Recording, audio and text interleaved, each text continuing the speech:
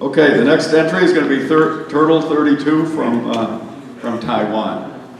So in terms of the history of the contest was first proposed by the editor of IEEE Spectrum, Don Christensen. He proposed it around 1977, and it was run at the NCC National Computer Conference in New York City in 1979.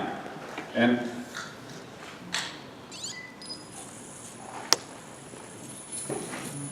on that contest, the maze size and everything was pretty much the way it is today, but the start was on one edge and the goal was on one edge. So this was introduced at the time when the microprocessor first came out. Everybody was all excited about this contest. A lot of people came, a lot of people made entries, but it turned out the one that won did not have a processor on it. It was a wall follower.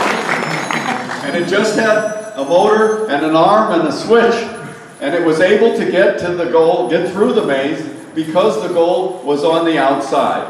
And so the people in the United States were very depressed because the brand new contest turned out to be not what they had hoped for.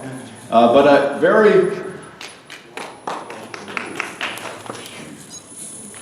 bright fellow in England realized that if he moved the goal to the middle, and if you had a string of open walls around the middle, that you would be able to get rid of the wall followers, and that you would have to make a smarter mouse. And so he, in 1980, redesigned the contest and ran it that way.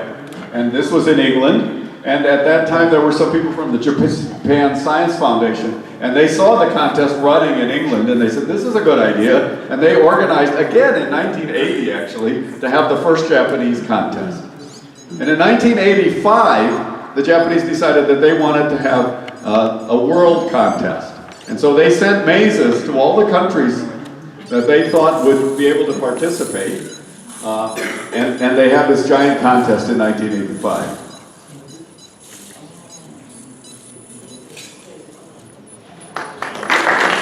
So it turned out at that contest, the Japanese won handily. And the best Japanese entry was half the speed of the Japanese. It took twice as long, and it was from England. And the US entry never finished.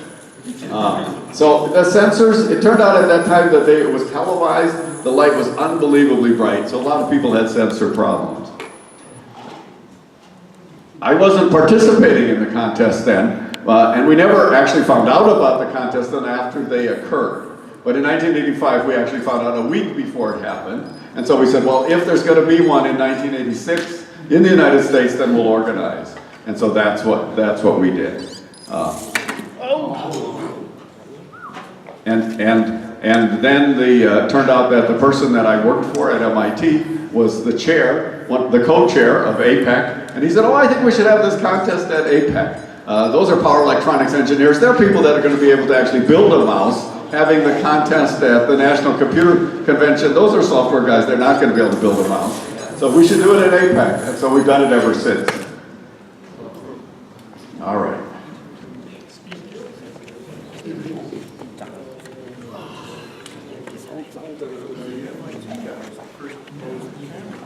A lot of people have talked about the camera, and the early entries for the camera, actually, people would take a notebook and fold it around the top of their staff, sticking up with the camera just to have processing power. But typically those cameras could only see 1/4 of the maze. And so the solution is never in the first quarter. And so they would then have to carry all this stuff around the rest of the maze, and so it was not the right thing to do, right? Okay, thank you.